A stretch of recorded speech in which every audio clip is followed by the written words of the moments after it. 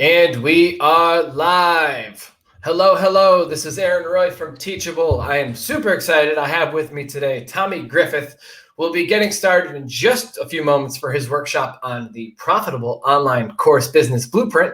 For those joining us today, the first 2-3 minutes, what we always like to do is we want to know where folks are joining from. We want to know that you can hear us. So in the YouTube chat, please let us know where you're joining from, what are you excited to learn today, and that you can hear me and Tommy okay. Before I kick it to him, we just want to make sure we get out all the audio visual hijinks. So Tommy, say hello. Let's make sure all of our audio is working well. Hey, what's going on, everybody? And Aaron, thank you. Thank you for hosting us. We're fired up to do this with you guys. Good. I'm fired up to learn today. After having seen your background and for background for everyone joining while we wait here, Tommy Griffith is the founder of CourseMinded. I mean, you built an online course business with over 30,000 students. You guys have already generated $2 million plus in revenue, and you managed SEO at PayPal and Airbnb. So your background is ridiculous. I'm excited to hear you go through this today because, obviously I work at Teachable, but we're also folks who want to create courses. We're also folks who like to learn from this. And I think this is just incredible content to share.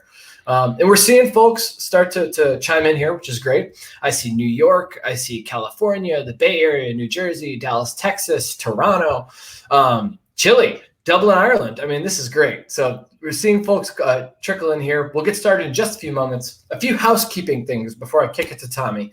If anyone's joining us late, don't worry, there will be a replay. So if Tommy covers something that you want to stop, perhaps you wanted to take a note because I know there's some work along sessions today, there will be a replay available. This is not something we're just going to take down and get rid of right after, especially because this is a workshop where Tommy's sharing material that, is valuable and helpful as you want to build your course. Have no fear. There's always going to be a replay. Other than that, we're going to have time for a Q&A at the end. So even if you have questions throughout, feel free to put them in the YouTube chat. If it's something that's urgent, we might grab it and bring it into the conversation. But other than that, we've built in some time to make sure that Tommy has a chance to answer your questions. With that, I think some of these folks know who you are, Tommy. Some are probably brand new. Kick this off. We're all excited to learn today. All right. Well, Aaron, thanks a lot. And I'm not going to lie, this is a little bit intimidating. I mean, doing a webinar on how to do an online course with Teachable it's like going into the octagon or something like that. So we are online course nerds. I love sort of being a dork about online courses, and we're going to nerd out on a lot of this stuff right now, but it is a little bit intimidating to be doing this with you all. So really appreciate you having us. And thanks everybody for joining. So yeah, like Aaron mentioned, feel free to ask questions as we go along, and Aaron will either interrupt me and stop me right on the spot, or you can hold it to the end and we'll answer questions there. So let's dig into this a little bit. The profitable online course business blueprint. So we are going to kick this off now. Hello, thank you, and thanks so much for coming. So I need you to get ready. I need you to get fired up like this little girl eating cotton candy at a baseball game, fired up to start an online course business. We're going to run through everything you need to sort of change your mentality around creating an online course business if this is something that has been on your radar for a minute. So before we do that, a little bit of housekeeping here. This is an investment of your time. Don't waste it. We don't want you to waste your time here. If you're one of these people that has this webinar in one tab and you're doing a million other things, that's a really bad idea. Close Instagram, close iMessage, close WhatsApp, close Facebook. Sit up straight. I sound like your grandpa at this point, right? Sit up straight. Maybe move to a more quiet room. If you're like me, I like to take offline notes. So I like to take notes with a pen or a piece of paper. Maybe full screen this for optimized viewing. Actually commit to this if you're going to commit to this. Now, half of you didn't read that and you're zoning out. You're like this guy, right? You didn't read. But please take this seriously. If you're not able to actually commit to this, if you're doing other things and you just sort of have this open in a window and you're like half listening, just leave now. You're much better off doing something else. Either go all in and commit to this or don't do it at all. Right. So we are going to pack as much value as possible into this 1 hour session. So in the next hour, you're going to leave with 3 very powerful tools. The first is the exact framework that you can use to start a profitable online course business from scratch. The second is this playbook of tactics that we're going to give you that you can use to get customers, even if you don't have an audience yet. And the third one is all the templates and cheat sheets that you need in order to get started today. We're going to try and make this as actionable as possible with as little theory as possible. All right, so we've gotten feedback. We've done this sort of webinar one other time before. Drew Burney, he gave us great feedback on it. This is the guy who runs markmanson.net. If you've read any of Mark Manson's books, he's a phenomenal author. The guy running his site, he says, I have another course idea. I'm running it through the blueprint worksheet, the one we're going to give out later today at the end of this. He said, you're not kidding when you say it's more valuable than an MBA. I've done research before, but this just gets everything pointed in the right direction fast. Love it. So we're going to give you a bunch of downloadable templates that you can use. Stay for the whole webinar. You won't be disappointed. So here's what you'll be able to do if you hang in for the whole time. If you're a first-time entrepreneur, you're thinking about starting a business, you can start generating revenue from your business without quitting your job. It's not a black and white thing where you have to, burn all the boats and quit your job in order to start your online course business. If you're a coach or trainer or an instructor, you'll be able to scale your business beyond your local presence and not just physical in-person meetings and reach thousands of potential customers. You'll also be able to stop trading time for money. This is a huge reason why people start online course businesses. If you're an online personality, like a blogger or a YouTuber, something like that, you can monetize your audience through a product that you own entirely and build a sustainable and recurring source of income that doesn't depend on donations. So think through all these things. If you stay to the end, you're going to get our complete online course blueprint. This one won't be available on the replay. And then just a heads up, we're going to have an offer to enroll at the end of the class. So with that out of the way, a little housekeeping out of the way, who is this guy that's rambling on? My name's Tommy. I'm a digital marketing guy. I've been doing online marketing for about 10 years. I previously managed search engine optimization at PayPal and Airbnb. And while I was at Airbnb, I started a side project. I started physically teaching people in-person SEO lessons. So I would sort of rent out a co-working space on the weekends in San Francisco and teach startups search engine optimization. That was a terrible business idea, and we'll talk a little bit more about that later, but it sort of grew and it evolved into an online course called ClickMinded. It started as a side project, and it's my full-time business now. So I was working at Airbnb, started this online course project. We went into the Wayback Machine for this one. So there are some very, very old versions of the site. Over the years, this online course that was just a side project while I was working at Airbnb, it started to grow and grow. It had many different evolutions, lots of different learning management systems, lots of different website designs. Love the early designs. Yeah, right. And suddenly it eventually surpassed my salary, and I decided to quit my job at Airbnb and go full time on it. So this is a closer version of what the site looks like today. And now our online course business has more than 30,000 students, generates more than 6 figures a year in revenue. Our customers include Volvo, WeWork, Grammarly, Stitch Fix, Liberty Mutual, a bunch of universities. So it has been quite a wild ride. So today we're going to show you exactly how we did it. We're going to go through all the steps that you need to get this going on your own. But before we start, I want to share what motivated us to do this. So since last year, we're living in a fundamentally different world. The 2020 pandemic has started what we think is going to be the most important economic shift in a generation. And I'm sure I don't need to tell you that life is very different now, right? But in the next few years, more people than ever are going to be starting new businesses and side hustles. It's inevitable. Wall Street Journal, Bloomberg, plenty of publications are talking about this. New business starts are increasing counterintuitively. Humanity is being dragged into the future, kicking and screaming, whether we like it or not. So for many of us, not everyone, unfortunately, but for many of us, I promise you, this is good news. We're calling this shift the rise of the little guys. The rise of the little guys. So with millions of people looking to learn new skills, there's this massive demand for knowledge. And a lot of you Teachable fans probably know this. I'm probably preaching to the choir at this point. But that makes this moment in time an amazing time to start an online course business. Udemy is coming out with a number of different reports. 400% increase in enrollments for students, 55% increase in course creators, 80% increase in usage from businesses and governments. the Teachable founder, Ankur. He's been tweeting about this a lot. By the way, it's a great follow. If you're on Twitter, Ankur is a great person to follow. It tweets out a lot of great stats. In 2020 on Teachable, 2 creators made over $10 million. 56 creators made over $1 million. 823 creators made over 100,000. The numbers are nuts right now because of the circumstances that we're in regarding the pandemic. So starting my own online course business was one of the best decisions I ever made, totally unrelated to the pandemic and long before the pandemic. It allowed me to pay off all my debt in my early 20s, generate 6 figures of revenue a year, got to travel and live and work remotely, work on stuff I'm passionate about, help other people grow their own businesses, and hang out with my family and friends on my own schedule. My sister had a baby recently, a pandemic baby, and I didn't get to see him for a while until I quarantined, but there he is, little Max. I get to hang out with him whenever I want now. It's really cool. Very different than working 40 hours a week. The problem is this: even though this sounds appealing, if you go out and you look for resources that help you get started, I'm sure I don't need to tell you, this is what you'll find. It's a lot of make money online, passive income, get rich quick sort of stuff, right? So there's a lot of people out there, they use FOMO, exaggerated claims, one too many emojis of the fire emoji and the dollar signs, right? To try and convince you that starting a business is easy. And it's not.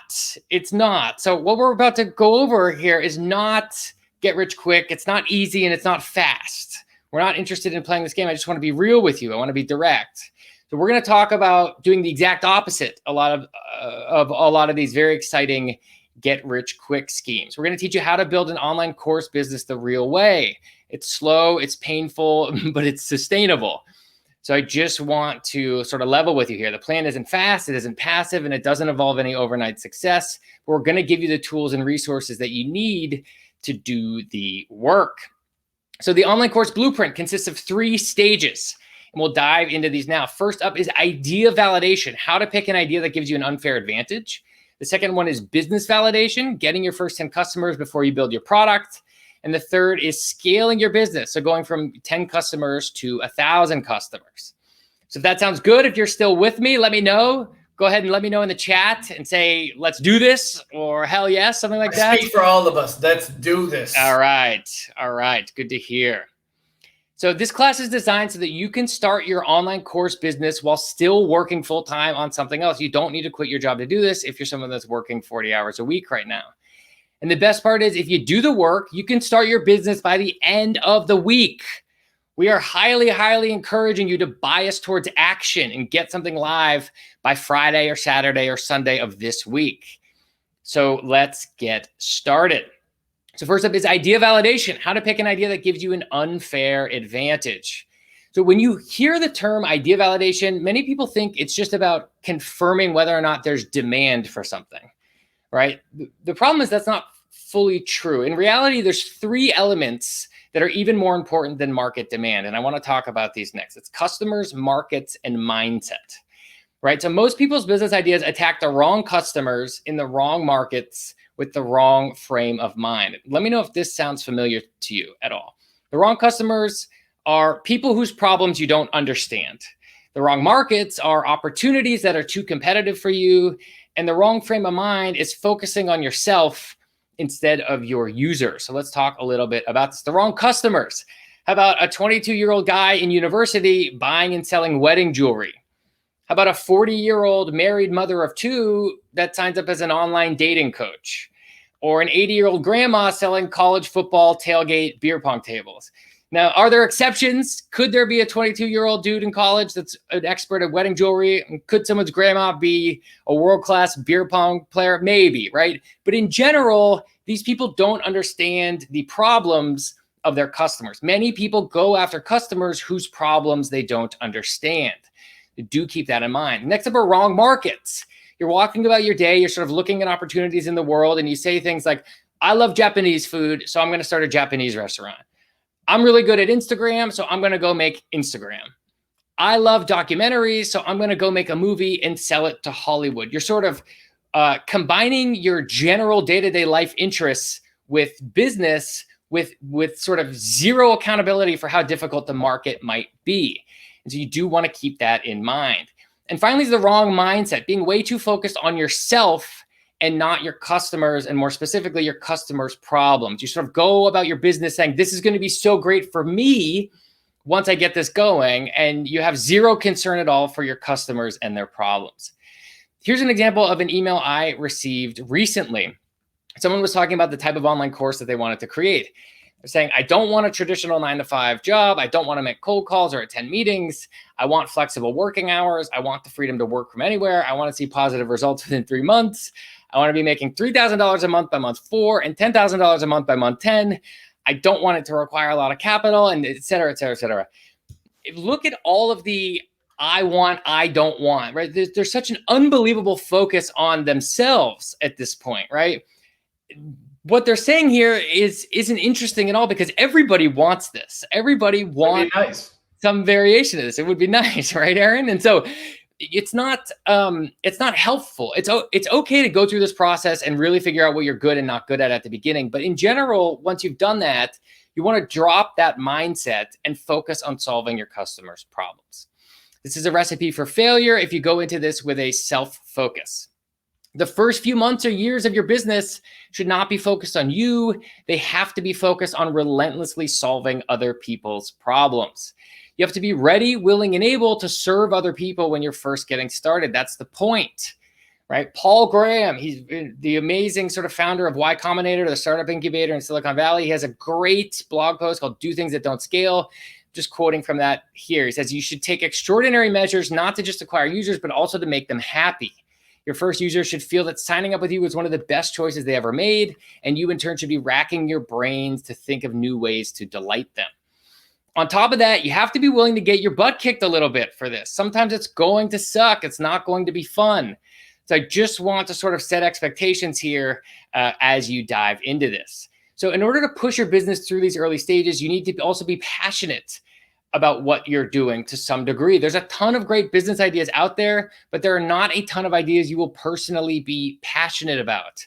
You do want to keep this in mind. I found the single easiest way to sort of get through this is ask yourself one question. Are you excited to work on this on a Saturday morning? Are you jumping out of bed, super fired up to be working on this on a Saturday morning? Okay, now let's talk about your unfair advantage. And Aaron, let me know how we're doing on time and how the page is doing. Okay, great. Next up, I want to talk about this concept called exit velocity, finding your unfair advantage. If you're currently working at a 40-hour-a-week job, go ahead and let us know in the chat, because this is going to be specifically targeted towards you, or if you're working in some capacity for someone else, if you have an employer. So when it comes to finding your business idea, it's very helpful to think about this concept of exit velocity. So before you sort of go full time on your online course business, Dan Andrews, he runs this incredible podcast called The Tropical MBA, but he wrote a blog post about this a little while ago called Do You Need to Quit Your Job to Build a Successful Business? And he coined this term called exit velocity. He says exit velocity is the amount of professional and entrepreneurial momentum you have when quitting your job and starting a new venture. Momentum can come from a variety of sources: investment, capital, experience, anchor clients, industry knowledge, and connections, aka unfair advantage. So the point here is this, right? You want to get your head around this idea a little bit. Many people think that they can't start a new business unless they quit their jobs or they stop working on whatever they're doing now. They have to sort of clean their palate, clean their plate, and then go do the other thing. The reality is whatever you're doing right now, you probably have a ton of unfair advantages that you can use, that you can sort of leverage up before you go all in on your business, right? So your current job or business is not an obstacle to starting your business. It's actually a tool that you can use as leverage. It's a really bad excuse to say, I can't do this until I quit my job. So here's how it worked for me. This is exactly how I did it. So I was managing search engine optimization at PayPal. My boss asked me to run an SEO workshop for the marketing team. This was back in 2011. It was a long time ago. It went very well. I did this sort of, 1 or 2 hour long workshop for everyone in marketing at PayPal.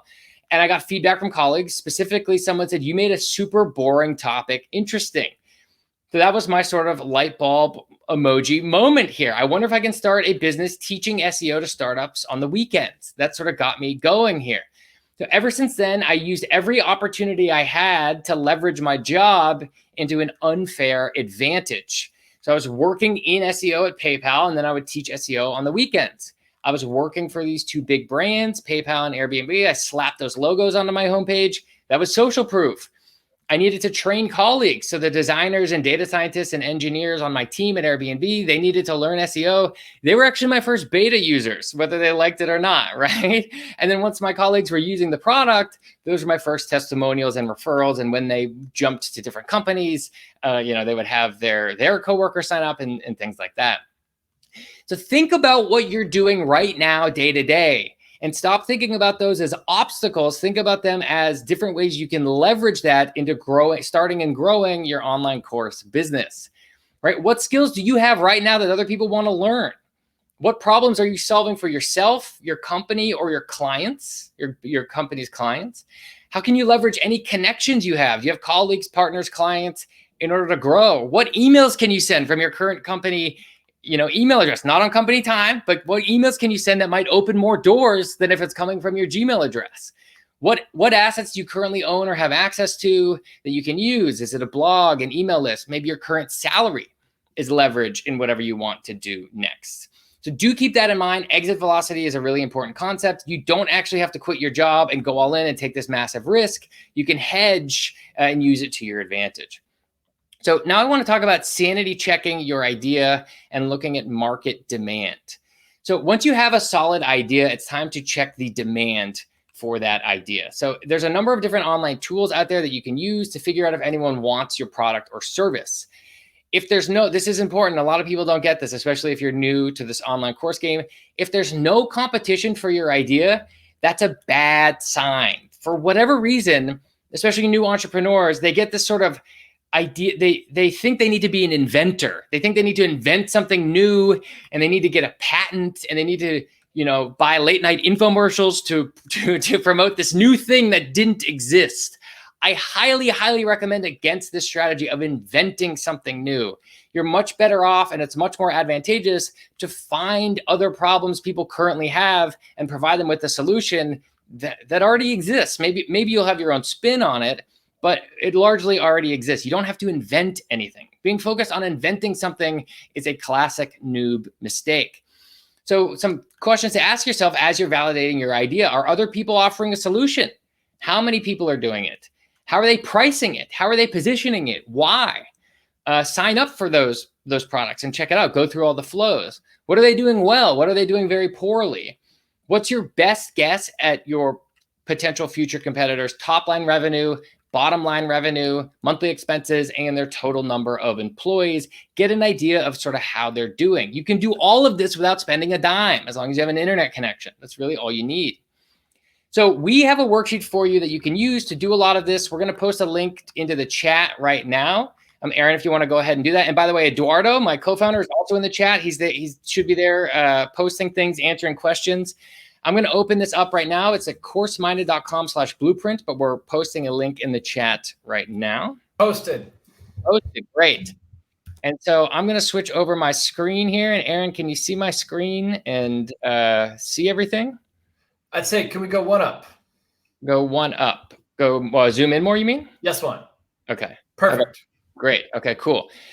So we're going to go through this sheet a little bit more today. You can see down here in the how to use section, this is just sort of kind of a table of contents for all the sheets. All the links are just linking to the 3 sheets. We're going to go through all of these today. Step 1, step 2, step 3. Right now we're on idea validation, right? Step number 1.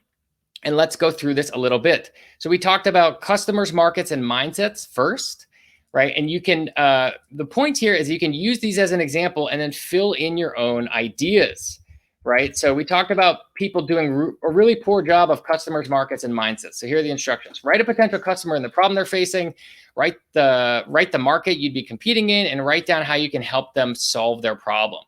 So as an example, okay, how about brick and mortar business owners who depend on in-store sales and have little to no digital presence? That's the customer, right? The market would be advertising and digital marketing for local small businesses. And then the mindset would be, helping entrepreneurs transition to e-commerce, online services, and maybe a stronger digital presence. These are all sort of things you can go through. And so as you get your ideas, you can write these down in the different sections here and fill them out. As we move down here, we're going to talk about finding your unfair advantage. This is everything we just discussed, right? So let's go through the instructions really briefly. What skills do you have that other people want to learn? Which problems are you solving for yourself, your company, or for your company's clients? How can you leverage your connections to grow your business? Which assets do you currently own or have access to that can help your new business, right? And let's go through the examples now here. So maybe, what skills do you have? Maybe you do web design, email marketing, copywriting, social media marketing. Problems that you solve. Maybe you're really good at automating repetitive tasks, creating processes or website development. Connections you have. Maybe you have friends and family who own businesses in your local town. You know someone at Chamber of Commerce, or you know someone who has an email list of 2,000 people, right? And then assets. You work at a well-known company. Maybe you can throw their logo on your homepage. You have a 2-week sabbatical coming up. And you also have a copy machine where you can make unlimited copies, right? So put all of your assets, sort of create a balance sheet for yourself and list all of your assets down here as you see fit, right? And so then we have listed out here a bunch of different ways that you can check market demand. We're not going to go through all of these now, but this is for you. You have the sheet now forever, and you can go through each one of these channels, and we've left really brief instructions on how you can use each one. So Google, right? Try to think about things your ideal customer would search for, right? Type them in, check if people are advertising on the searches, check websites currently ranking for those terms. So we have market demand instructions for Google, for Amazon, for YouTube, for Yelp, Craigslist, Reddit, Facebook groups, KW Finder and Ahrefs, 2 of our favorite SEO tools we recommend checking out, and then Udemy, right? So all of these are marketplaces you can go to check out demand. The Teachable marketplace would be another good one as well. So that's the idea validation stuff. You have that now. You can check all that out. Let me know in the chat if you think that's useful, that's helpful. I'm going to switch back over to the slides now. And then Aaron, go ahead and let me know if that looks okay. We just got to load these up. We are loaded. I see idea validation worksheet. Okay, cool. Sweet. We're going to jump back into that sheet in just a moment, but now you have that. You've made a copy of that, and you should be good to go. So one important reminder around this, many first-time founders obsess over this concept of the perfect idea. They think they have to have the perfect idea before they get started. Ideas have very little value on their own, and you should treat them as such. Derek Sivers has an amazing blog post about this. I'm not sure if there's any Derek Sivers fans. He's got an incredible blog. Highly recommend you check it out. He has this post called "Ideas Are Just a Multiplier of Execution." And so he lists out this sort of this concept around putting a dollar amount on execution and ideas as a multiplier, right? So the example here is this. If you have a brilliant idea, that's worth maybe 20x, but the execution is no execution at all. That's worth $1, right? And so a brilliant idea with no execution is worth about $20, right? How about a good idea? A good idea is a 10x multiplier. A weak execution might be worth $1,000. So a good idea with weak execution might be worth $10,000. And then a so-so idea, right, is a 5 times multiplier with great execution, which is worth $1 million. That's worth $5 million. Now, of course, these amounts are made up, right? Who sort of knows? But I really love this mindset around focusing a lot more on execution rather than ideas, because when you sort of force yourself to come up with a brilliant idea, you end up like one of these kind of just losers in the corner who never takes action, who sits around thinking they have to invent a top hat with a fish tank on it or something like that, waiting around for an idea, and you don't. You can Tommy, think of it's one of the most important and powerful slides. I want to stress that, like in all of the, I obviously get to work with a bunch of different creators, and I have my own business myself. This is like the knowledge distilled into one spot. Thank you for sharing this. I cannot stress enough how powerful this concept is. Execution is where it's at. Absolutely. And I say this, I'm not trying to be preachy about this and condescending. I say this as someone who sat around for many years thinking I could just come up with a brilliant idea and have no execution. I'm saying this from a place of personal angst and pain from having done this wrong for so many years. So if you are one of these people who's sitting around thinking you need a brilliant idea, I was there with you for many, many years. And I highly recommend reading this blog post. It's fantastic. Nobody cares about your idea. It's mostly about execution. It's a great example of this. I was in Honolulu, Hawaii for a while. There's this coffee shop I love to work at. And I sat down And there was this incredible thing laying there with people's business cards. And I found this incredible sort of business postcard. And this was near a university, near the University of Hawaii. And this guy set up this sort of business card, and it just says, I do math problems. You send me math problems, I do them, right? That's it. You send me math problems, I do it. He had a phone number and a Facebook page and an Instagram handle. Didn't even have a website. This to me is an incredible example of a so-so idea, or maybe even a bad idea, with brilliant execution. It probably cost less than $5 to get started. He just put these for free in a coffee shop near a university, didn't even have to set up a website, and is probably generating hundreds or thousands of dollars worth of revenue right away. So I love this idea of incredibly unsexy, incredibly boring, but perfect, almost flawless execution. Execution is how you go from idea to viable business, and that's what we're going to cover next. So business validation. So if that was helpful, let us know in the chat. We're always looking for feedback. Business validation, getting customers before you build.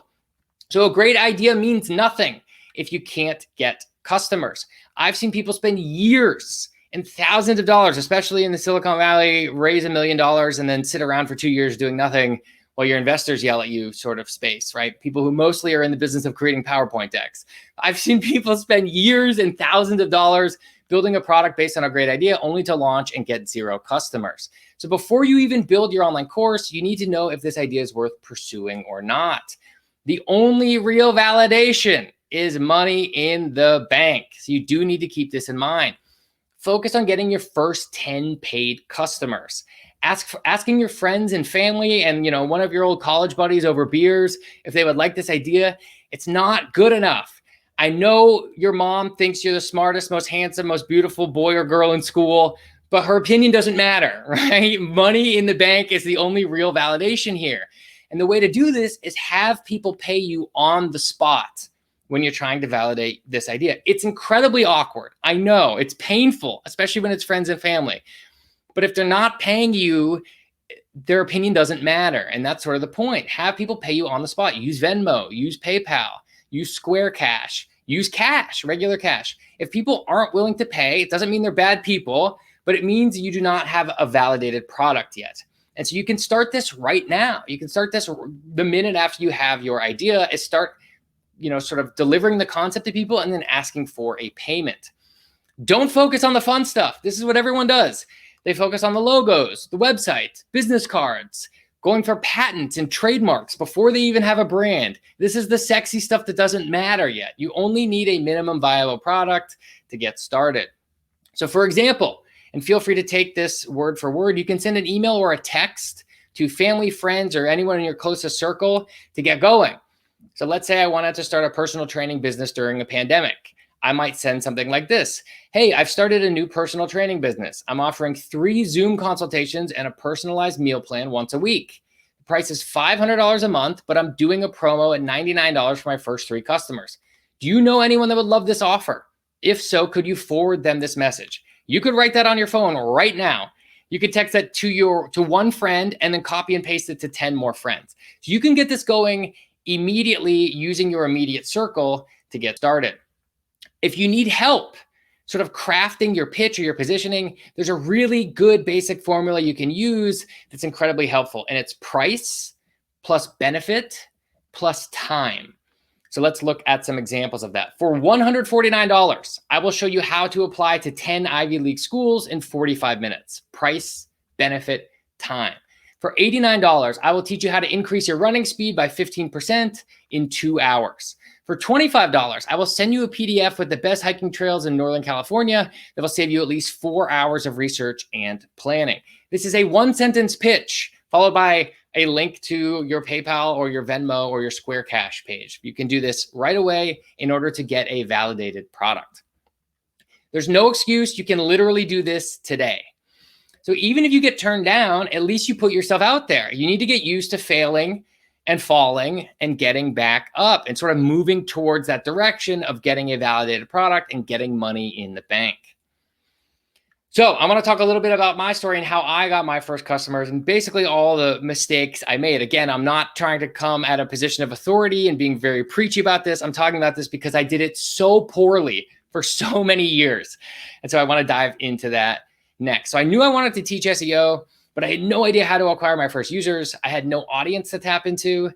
So I decided I was in San Francisco. I took a day off work and I printed out 3,000 flyers. I went to like the FedEx Kinko's copy shop and printed out flyers. I walked every single block of San Francisco and I was duct taping these flyers to lampposts. It was super cold. I was wearing this jacket. Some people were like coming behind me and ripping them down as I was posting them up. It was depressing. Halfway through posting these, I realized like this was the same strategy I had been using when I was 11 years old, trying to mow lawns in my neighborhood. This was a terrible idea. Not a huge surprise. This was super dumb and it didn't work at all. I put all these flyers up. I actually found the flyer. I found the image. I'd emailed it to myself back in the end of 2011. And this you should have the discount going. I think even in the early days, you offered the discount. You got to, absolutely. Discount code when I had no users. It was ridiculous. This is my first most public and perhaps my most embarrassing failure. Probably thousands of people walked by this flyer and either they didn't look at it or they looked at it and they laughed at how terrible it was. But it didn't stop me, right? So I ended up finding this hidden gem, which was meetup.com. And I sort of barnacled onto a platform that was bigger than myself. So I ended up setting up the San Francisco SEO meetup. I had no plan, but literally anything would have been better than my first idea. And so, yeah, we found a screenshot on Wayback Machine of what it looked like way back in the day. So I ended up setting a meetup group. Meetup now, if you go there, it's $10 to $25 a month to set up a meetup group. It's still incredibly cheap. Meetup ends up inviting other users in your city, and they sort of give a notification. A new group has been created that you might be interested in. So I ended up shooting up to about 100 members in the first 3 days. I ended up creating my first event. There was a marketing happy hour. And then I joined other meetup groups and emailed the owners and said, hey, we're doing this happy hour. Feel free to bring along your members if you want. I took a screenshot of, I think it was the Eventbrite from 2012 of the first meetup. So after my first event, I added an additional 100 people to the Meetup mailing list, and I suddenly had my audience. Meetup is a fantastic way to sort of create a backdoor email list if you don't have an audience just yet. I ended up finding a co-working space, hosted a free SEO class for startups. I set up an Eventbrite and emailed my Meetup list. I suddenly had my first sort of set of users. A lot of people are going to make excuses and say, yeah, but the pandemic. You can actually still use meetup.com for online meetups, right? So there's still ways to do this without having to be face-to-face. So I ended up sending out an email to all these first meetup group users to my first class. It was free. Almost no one RSVP'd, which was incredibly depressing, right? So one thing I did was 2 weeks later, I waited a little bit, and 2 weeks later, I sent out another email and I said, hey, we're doing this course. It's $500, but we have 9 free tickets remaining. Right? I ended up getting 30 RSVPs in less than 24 hours. The point here, and this is sort of basic human psychology, I highly recommend the book Influence by Robert Cialdini. It's a book from the mid 80s that's still used in a lot of marketing tactics today. It's absolutely phenomenal human psychology book. We don't value things that are free, right? We generally don't value things that are free. So that's what happened to me. I said, here's a free SEO course. No one came. I said, here's a $500 SEO course and a free ticket to it. 30 people came. Something to keep in mind when you're getting started. So this let me end up testing the version 1 of my course with real people. And I got a lot of good feedback on that. Then it was time to get my first customers. I ended up finding a co-working space that was willing to do a revenue share with us. They emailed all their members and I had 3 people sign up. So that was my first 3 users acquired. I had no sort of initial audience, no resources. I started by duct taping flyers on lampposts and just kind of desperately kept clawing at different ways to get going. ClickMinded was in business.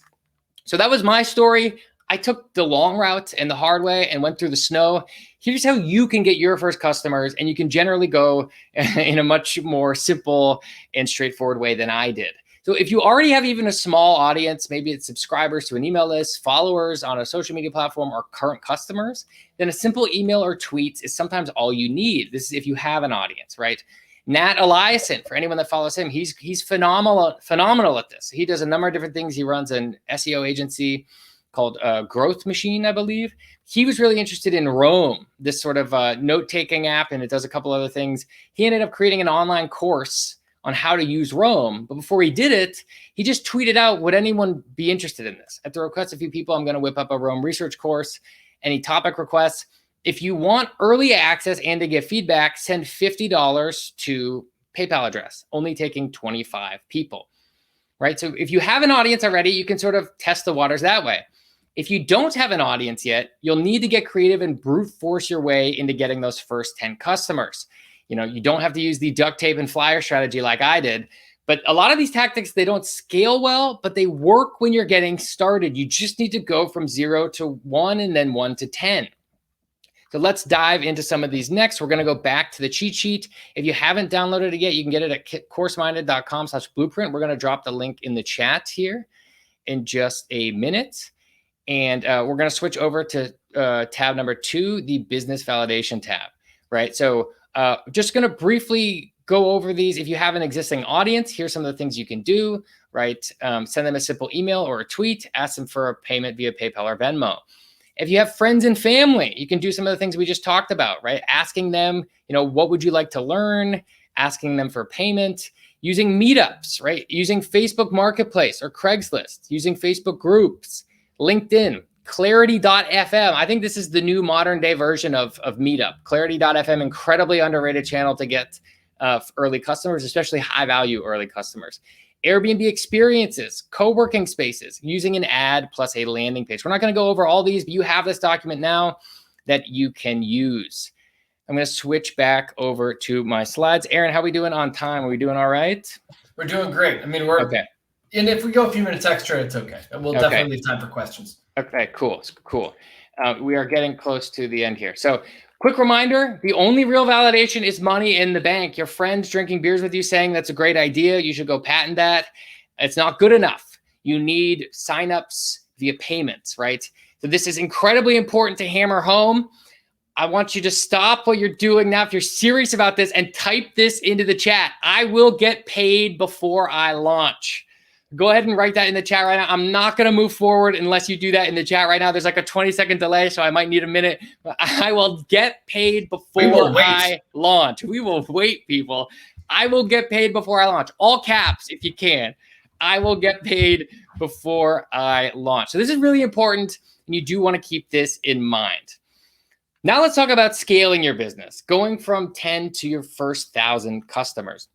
So after you get your first customers, it's time to think about building your product and scaling it up. I struggle with this a lot, and you can learn from my mistakes so that you don't have to go through this whole process.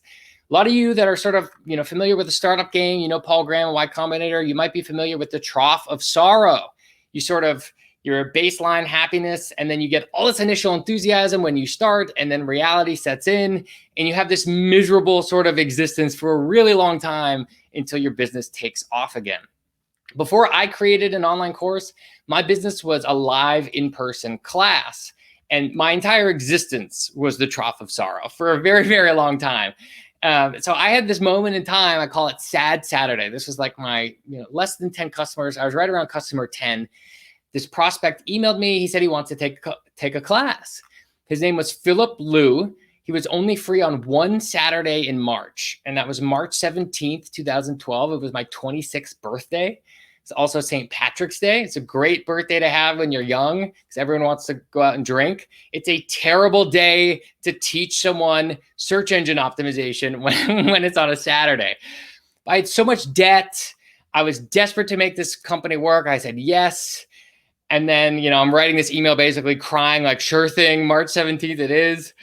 And then he asked for a promo code, and I'm like, oh, yes. I found the email. He's like, okay, great. Don't forget to send me a promo code. Ha, ha, ha, ha. And I'm like, miserable. Here's his hilarious LinkedIn photo. So this guy, Phil Liu, he's like my 10th customer. I'm like, oh, I can't believe I'm doing this. But I said, okay, trying to grow my business. I didn't go out the night before. My friends were calling me stupid. I'm hanging out with Phil on my birthday, trying to optimize his site. People are outside, like running around. They had leprechaun hats on, green hats, like drinking the middle of the day, San Francisco, and it's me and Phil sitting in this dark, damp room with no windows or maybe one tiny window, and we're just talking about his website traffic. If you do out the math, it gets even worse. I was earning $497 per student. He asked for a $50 promo code. I was doing a revenue share with the co-working space. So they took 50%. I had printed materials, PayPal fees, Eventbrite fees. I would buy the guy lunch. I was netting $154 per student.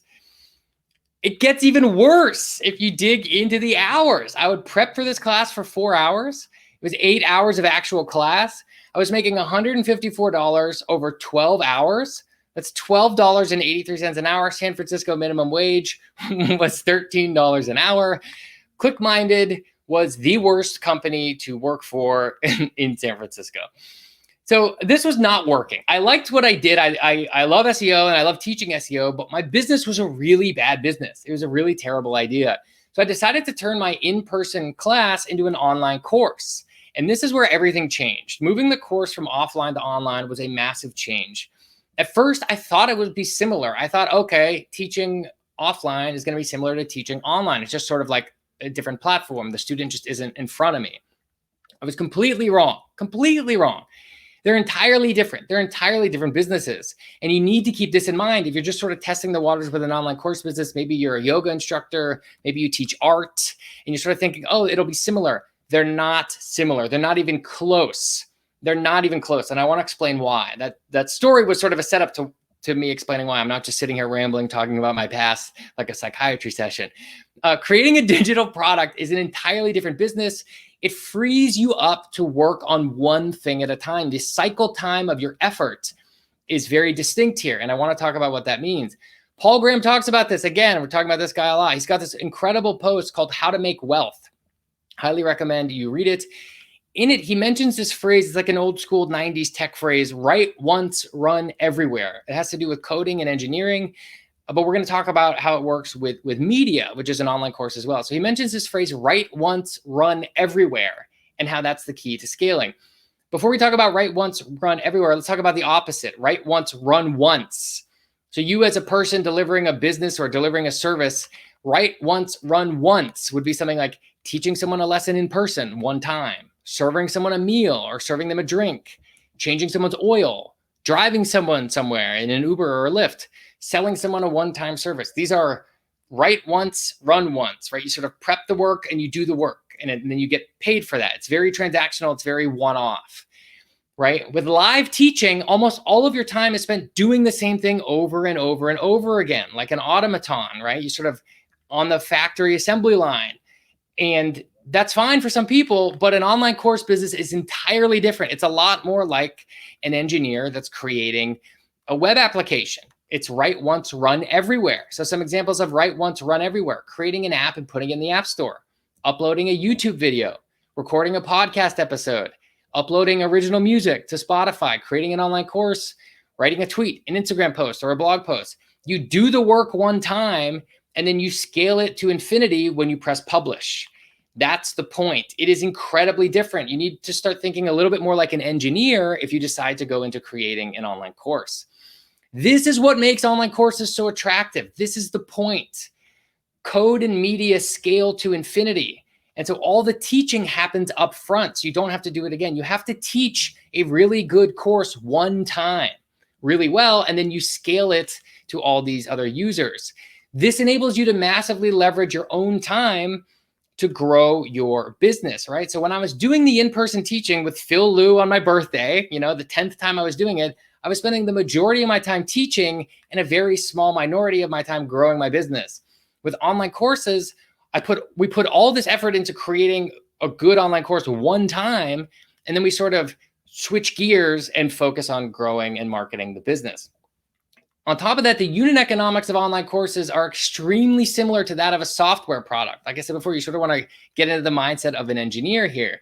So every new student that enrolls in your online course has an additional cost of $0 to your online business. So your profit per student increases in general with each additional student. So I just want to show a quick example of what that looks like. So let's say it costs you $4,000 to create your online course. That's just an example. It's very unlikely it would cost that much for your version 1. You could do it for a lot less, but let's just say it does.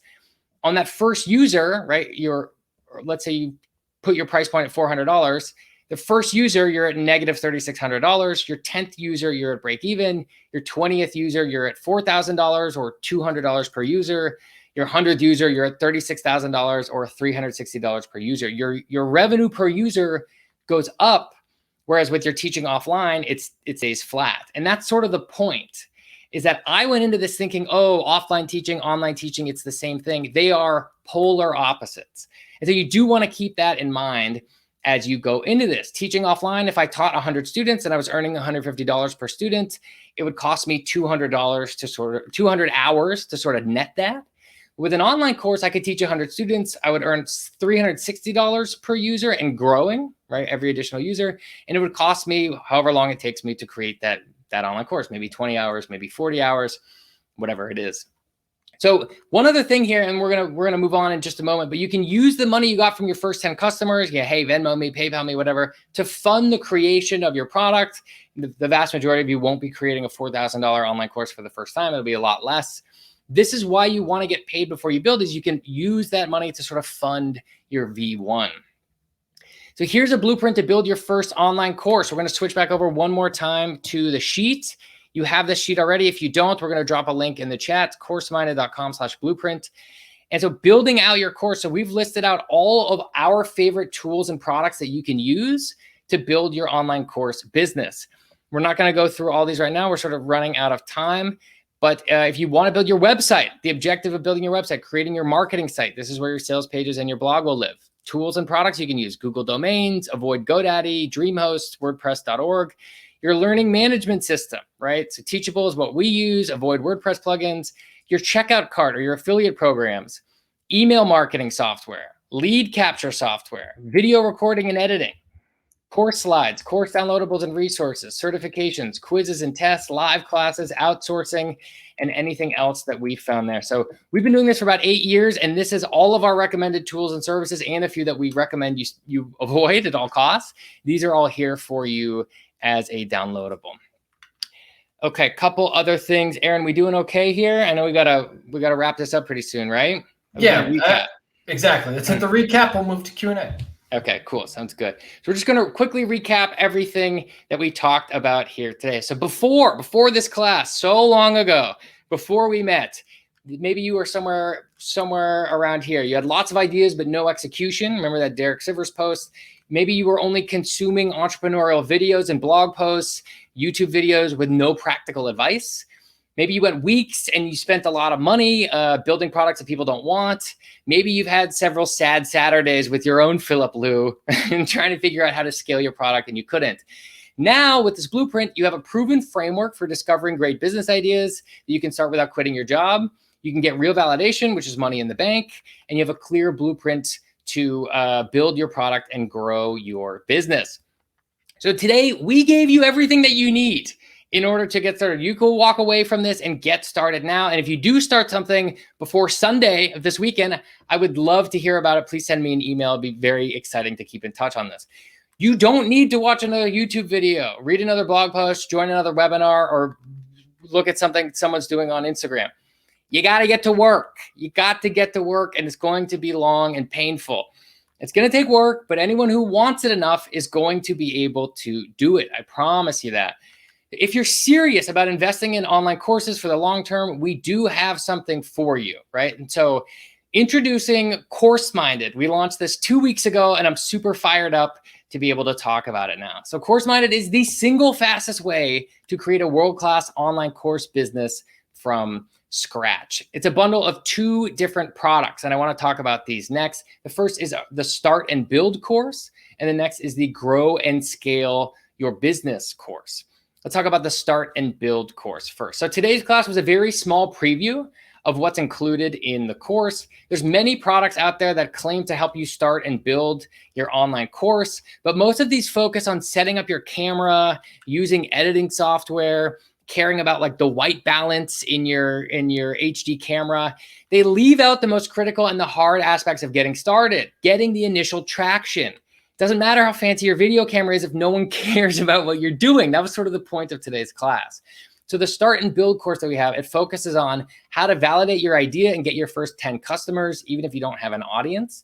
Our proven method for creating a bulletproof curriculum that's better than any course, YouTube channel, or blog out there. We try and make our courses more entertaining than Netflix, which is a tall order, I know, but we try, right? Our framework for creating world-class course content that your students prefer over watching Netflix. I was early there on that slide.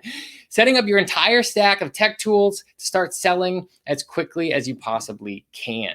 So by the end of the Start and Build course, you're going to be able to start bringing in revenue and creating a world-class course, even if you're working full-time on something else.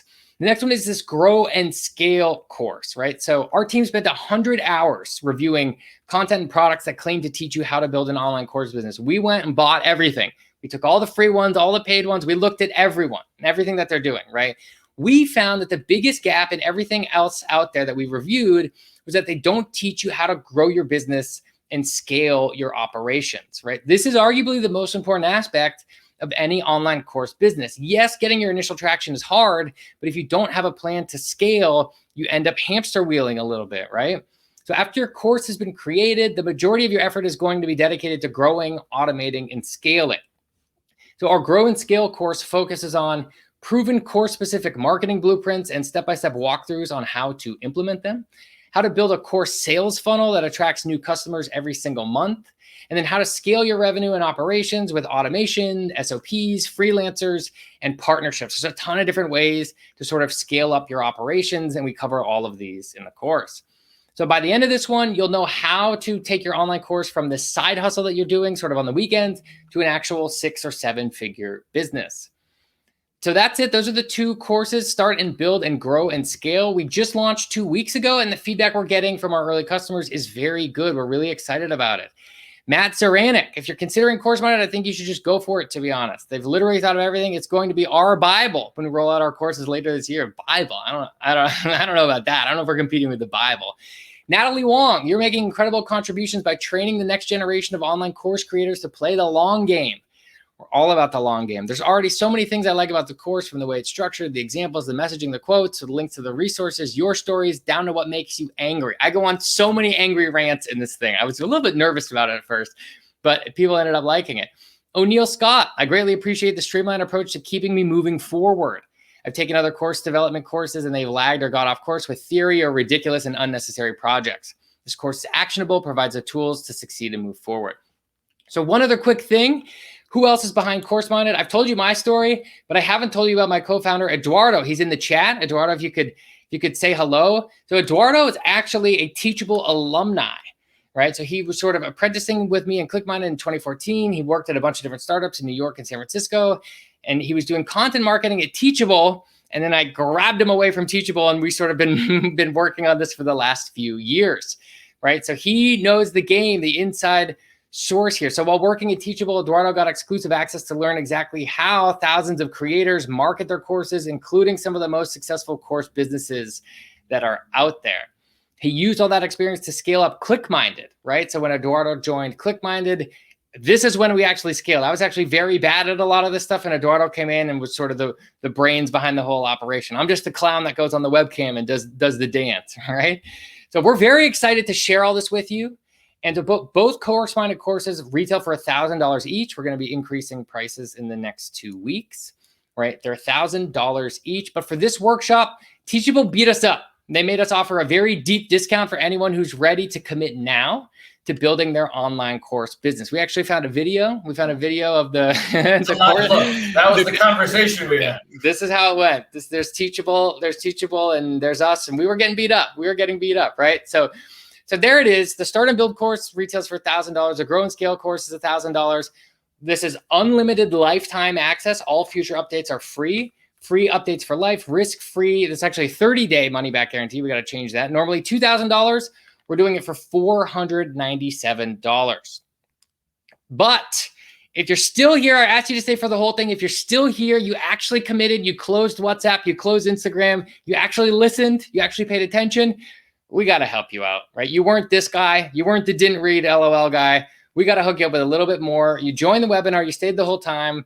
We want to reward that. So we're going to do what's called a fast action bonus, right? So if you upgrade during the webinar right now, you're going to get an additional $50 off if you want to take us up on this. So there it is. We're going to post the link to the checkout in the chat right now.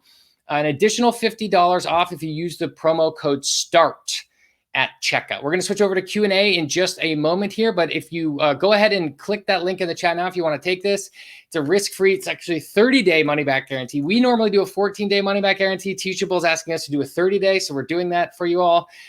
Each course will be $1,000, and we're doing it for $497 for most folks that are watching this Teachable webinar. Anyone who upgrades during this class right now, before we end in the next 5 or 10 minutes, we'll get it for an additional $50 off. So go ahead and click that link if you want to take us up on the offer. Use promo code START during the checkout to grab it. A couple other quick housekeeping things, and then we'll switch over to Q&A. You can enroll 100% risk-free. There's a 30-day money-back guarantee, no questions asked.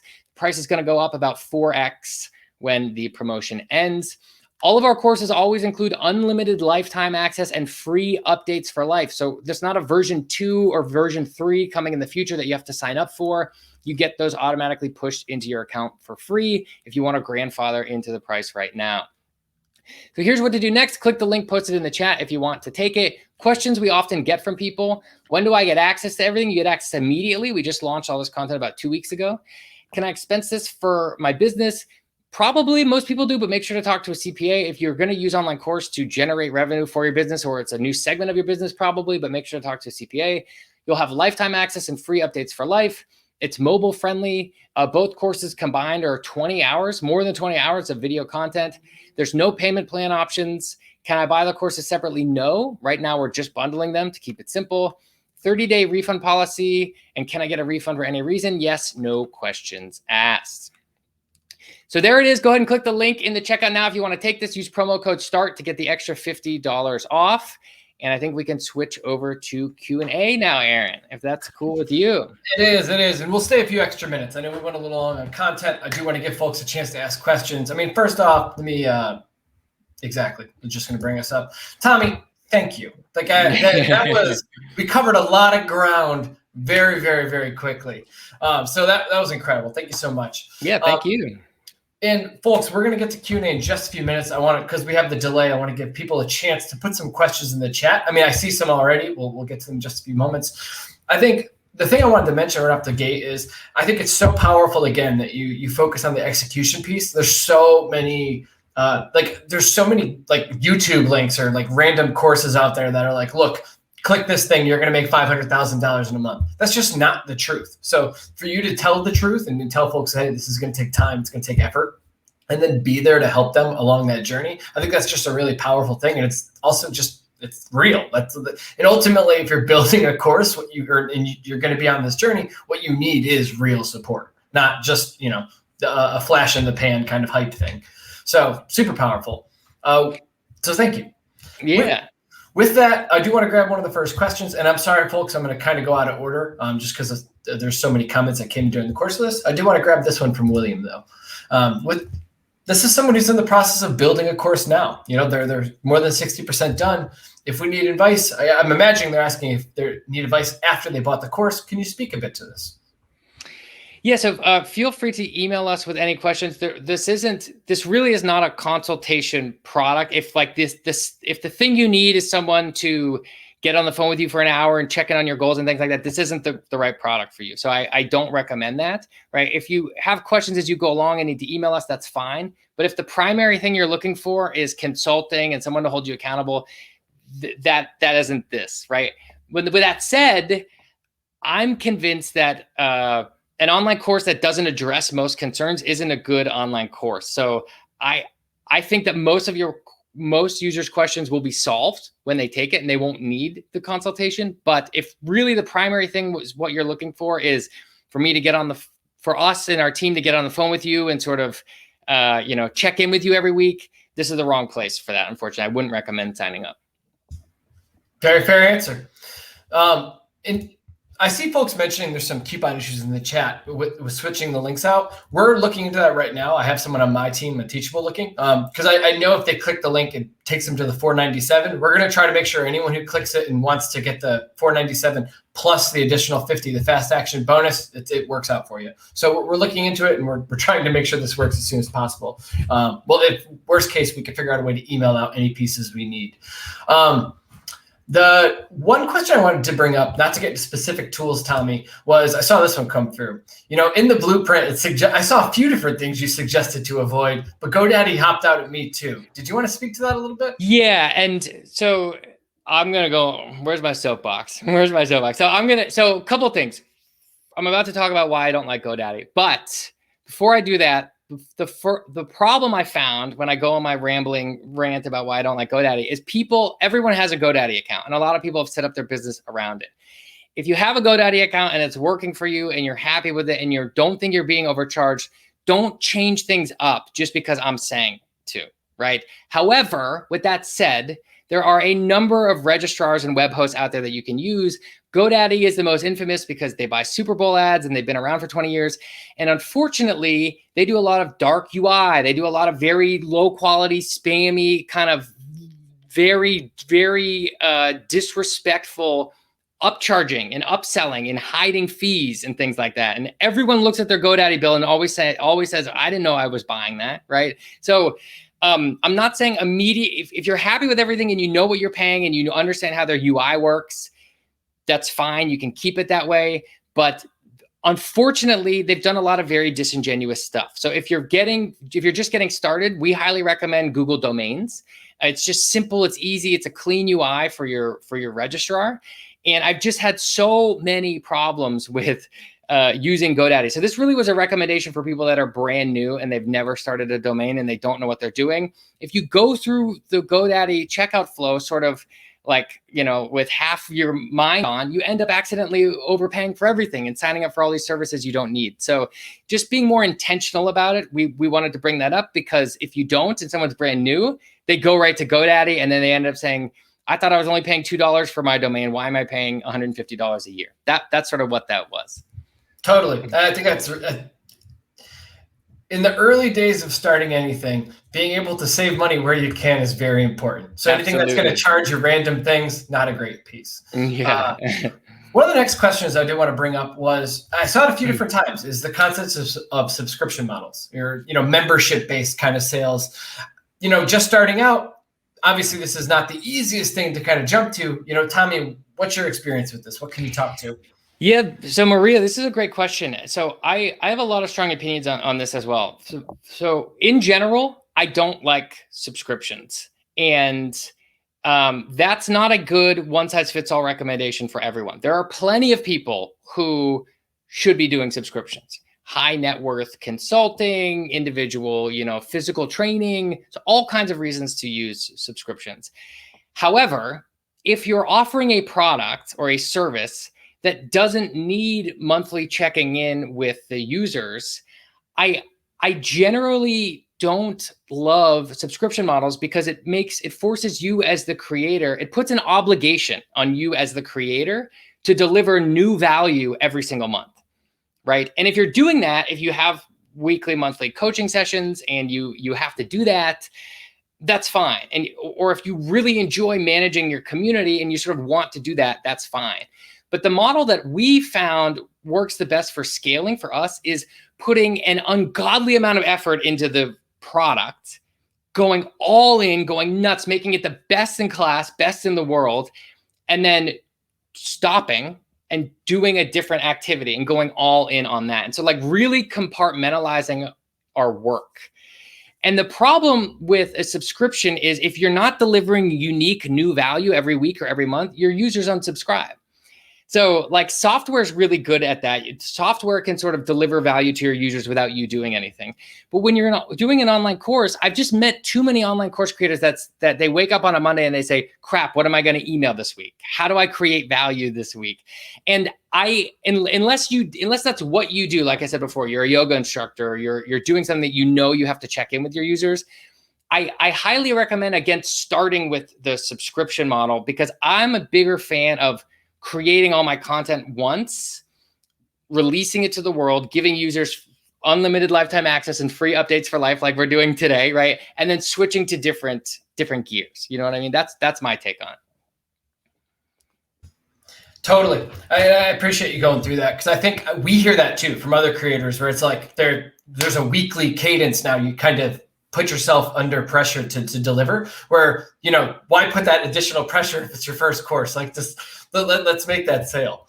Let's get you paid before you launch. That's which obviously we all appreciate. Exactly. Yeah, exactly. If you have time, I mean, there's more questions. Tommy, is that okay if we Absolutely. take a few more? Yeah, let's keep going, especially if we there's always problems with webinars and checkouts. If we have a promo code issue, we can definitely. I think we got it. To repeat what happened, if you're clicking any of the links we shared, either in the YouTube description or in the YouTube chat, you just need to switch the coupon code. So it's automatically applying the Teachable one, which is for the $4.97. Just switch that with Start. It looks like a bunch of folks got that figured out already, but just repeating that in case that wasn't clear.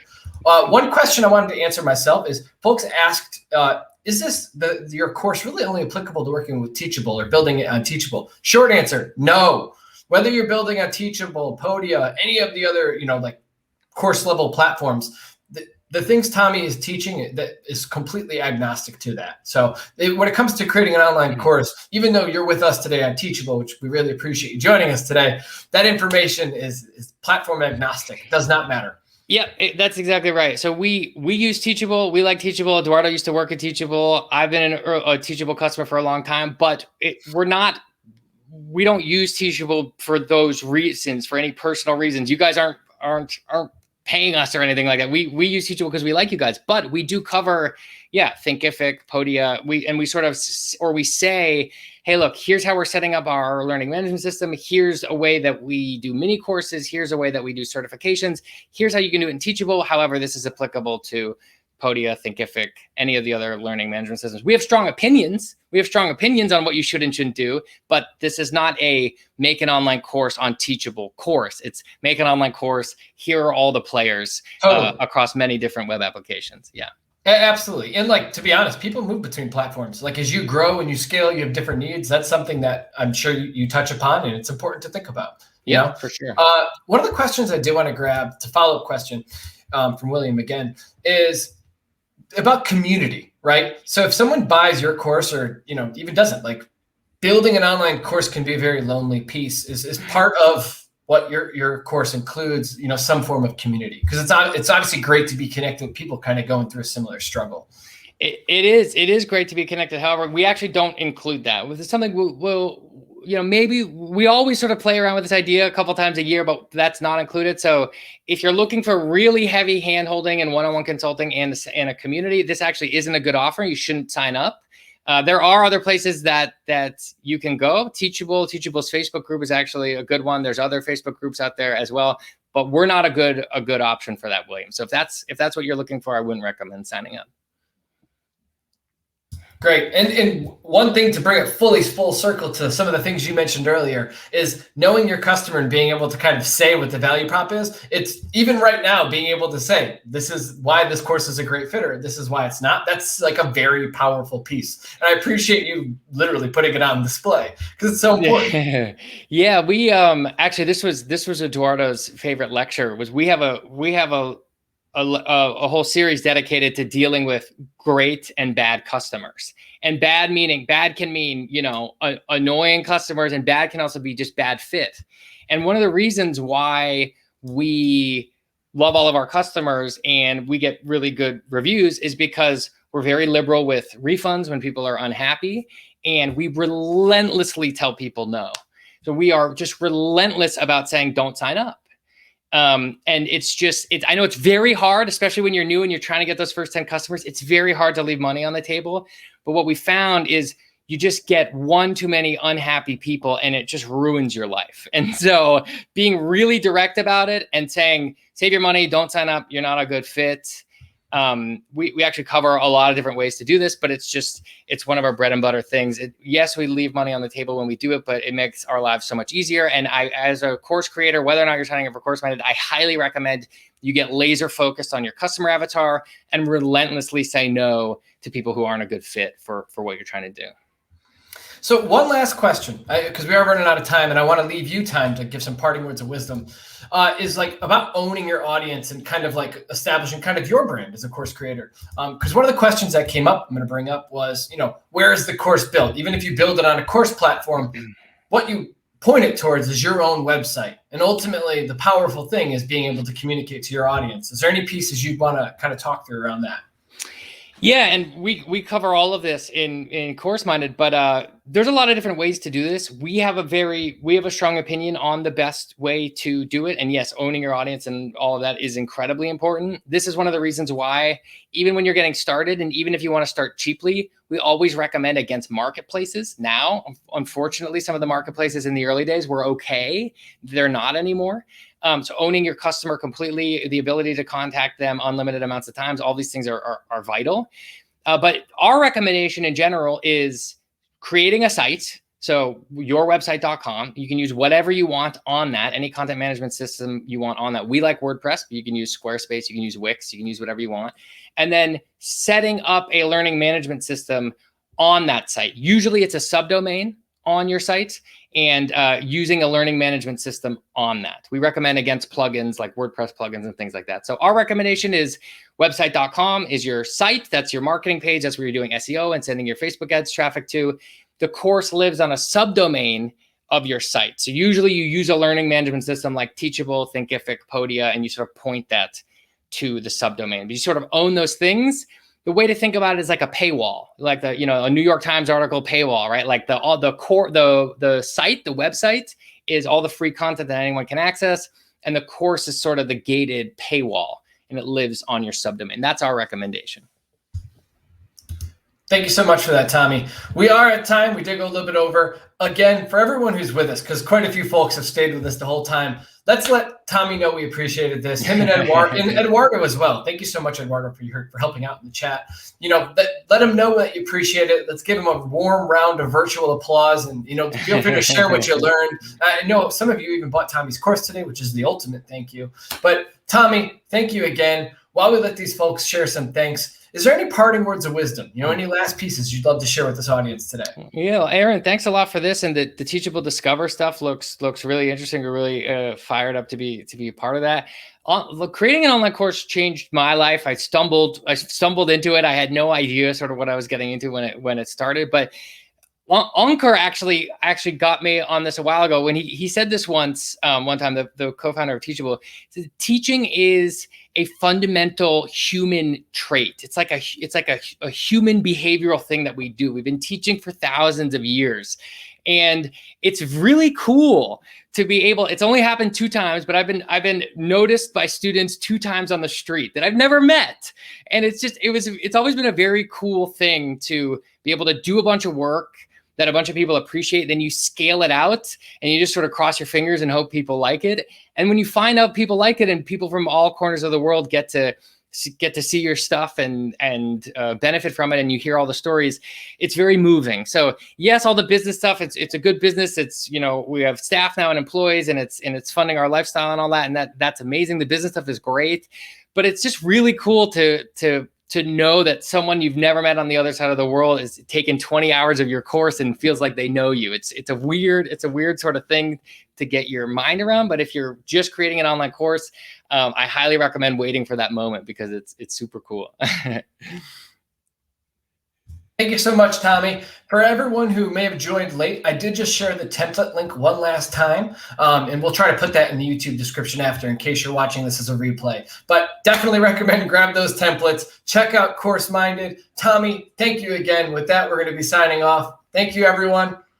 Thanks a lot. Appreciate it.